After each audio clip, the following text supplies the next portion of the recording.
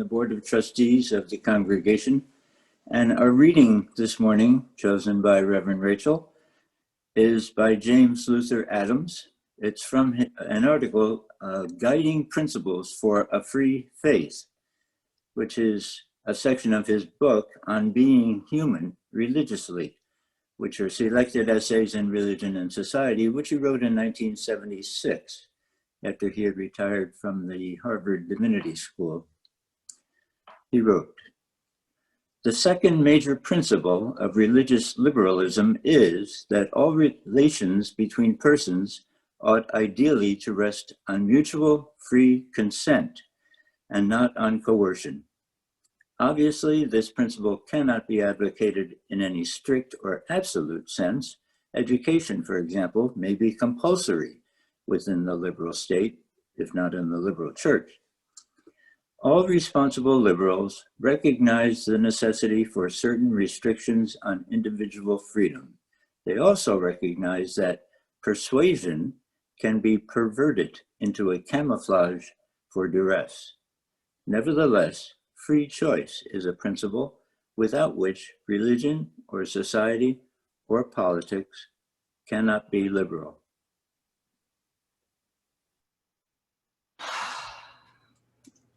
All relations between persons ought ideally to rest on mutual free consent. James Luther Adams, the big theologian of 20th century Unitarian Universalism, wrote that in response to the cultural and religious criticism of liberalism during or after the Second World War. Consent is the second of his 5 smooth stones of liberal religion. The passage comes, as Richard said, from the essay Guiding Principles for a Free Faith, which you can find in his book on being human religiously. I have it on good authority from one of my former ministers that if you knew Adams in person, you were supposed to call him Jim. She and the other UU ministers in training at Harvard Divinity School in the years after his retirement got invited round to his home in Cambridge for tea. Those of us without a personal relationship to him tend to call him JLA, owing to how frequently we might want to quote him.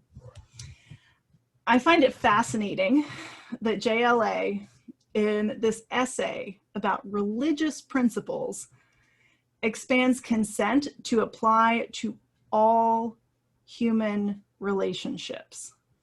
He doesn't say that religious commitment or expression requires consent. This falls under the umbrella of all, of course. Unitarian Universalists pride ourselves on having a freely chosen faith. But clearly we are not the only ones. I think of Anabaptist tradition Christians who affirm that one must be an adult to consent to baptism. I think of the verse of the Quran frequently quoted by my friend Aisha, which states that there is no compulsion in religion.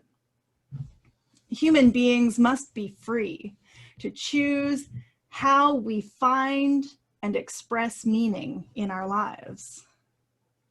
Within Unitarian Universalism, I find this choice so clearly in our 7 principles.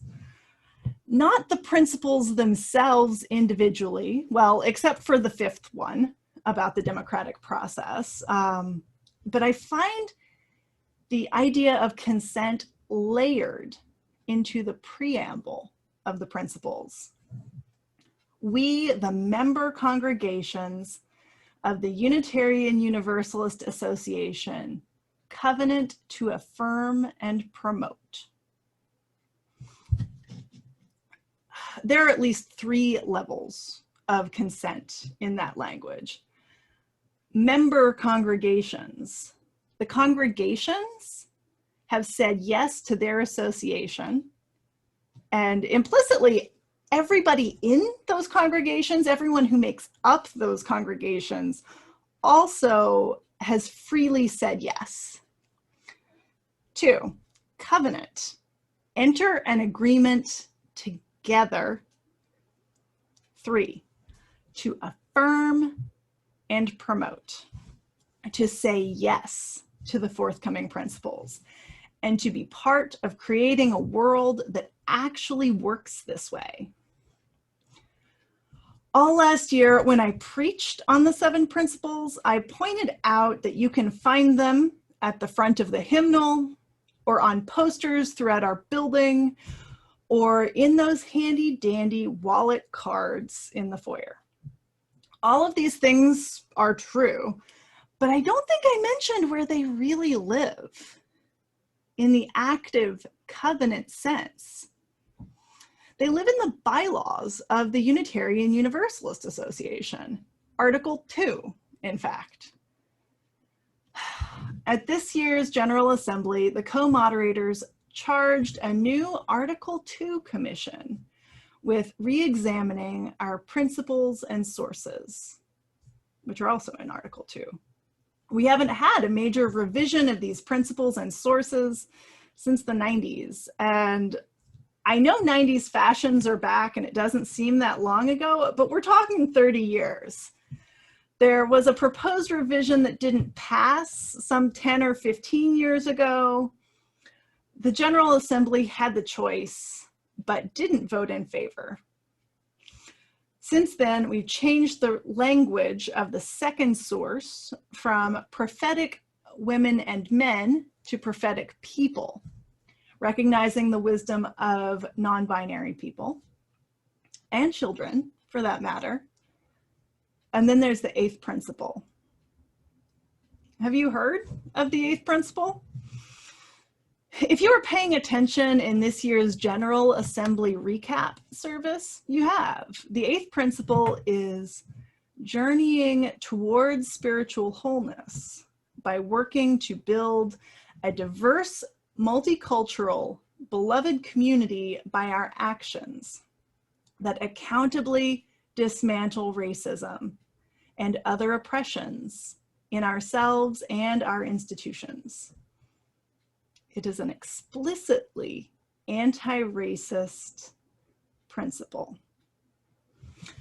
The UU Black Organizing Collective, Black Lives of Unitarian Universalism, known as BLUU, B-L-U-U, supports this principle.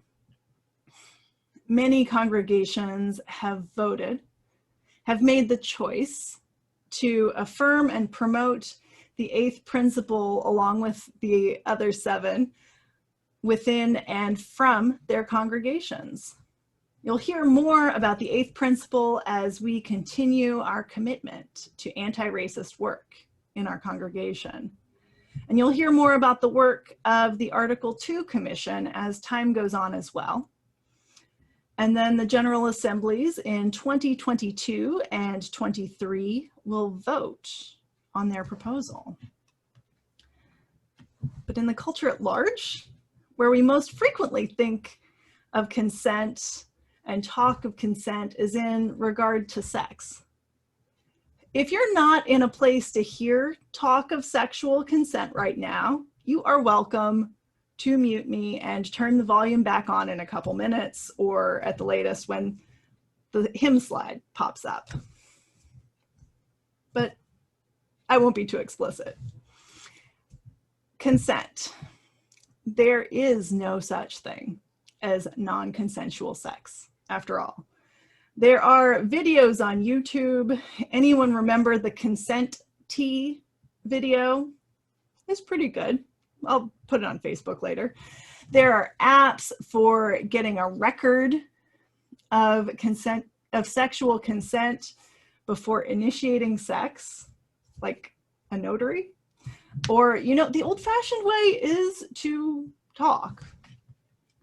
One of the greatest gifts of Unitarian Universalism in the world is our Whole Lives program.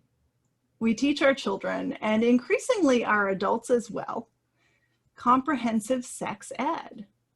The curricula start at kindergarten and go all the way through a new older adults curriculum published just last year.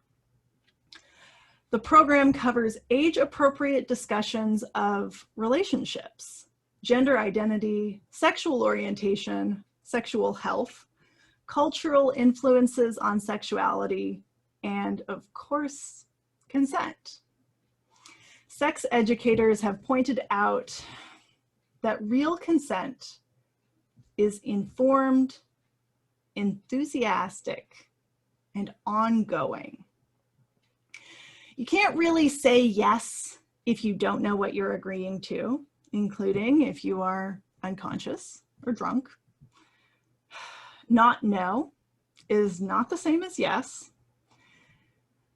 And a yes can become a no at any point, which makes the app certifying consent on your cell phone a little ridiculous.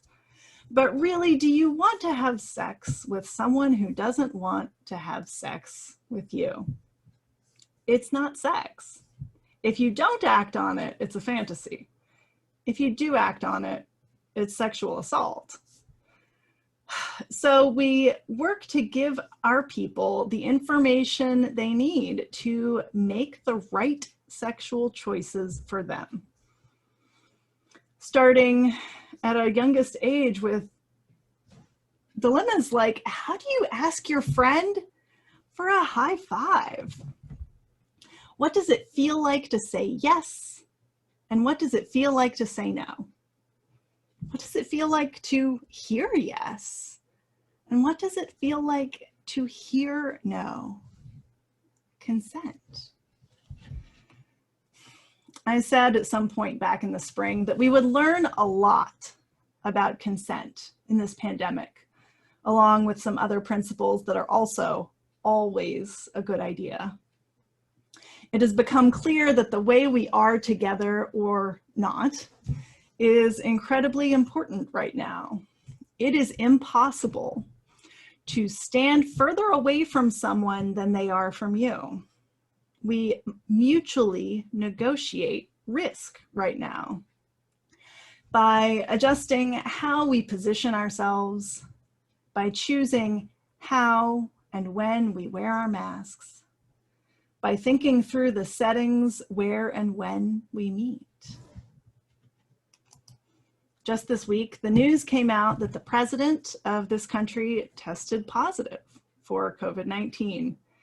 And even more concerningly, after knowing that he had been exposed, he decided to continue in-person campaign events until he was too sick to continue doing so. I wonder whether all of the people who attended those events would have chosen to do so if they had been fully informed of the risk.